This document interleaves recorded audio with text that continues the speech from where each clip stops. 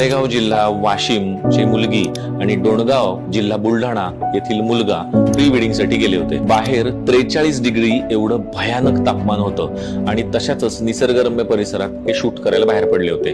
Car मध्ये AC होता, अर्थातच आतलं तापमान 18 ते 20 डिग्री होतं आणि अचानक शूट साठी गाडी थांबली आणि तिने काही सेकंदातच 43 डिग्रीच्या रणरणत्या उन्हामध्ये प्रवेश केला। काही मिनिटातच शरीराचं तापमान नियंत्रित करण्यासाठी मेंदूवर पडलेला ताण आणि यामुळे तिला थर्मल शॉक या स्थितीला सामोरं जावं लागलं। मेंदूमध्ये हायपोथॅलॅमस हा भाग शरीराचं तापमान नियंत्रित करतो।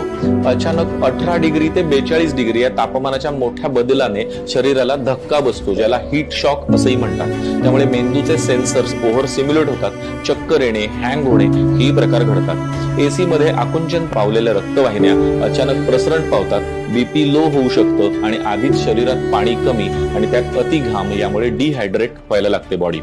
मुलीच्या बाबतीत हेच घडलं आणि अखेर तिचा मृत्यू झाला। राहिले फक्त अश्रू।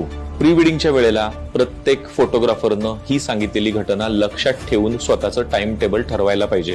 मित्रांनो, हीट वेव्हमुळे जर जीव जाणार असेल तर त्या मेमरीज उन्हात आत्ताच शूट करणं आवश्यक आहे का, की थोडंसं थांबूया?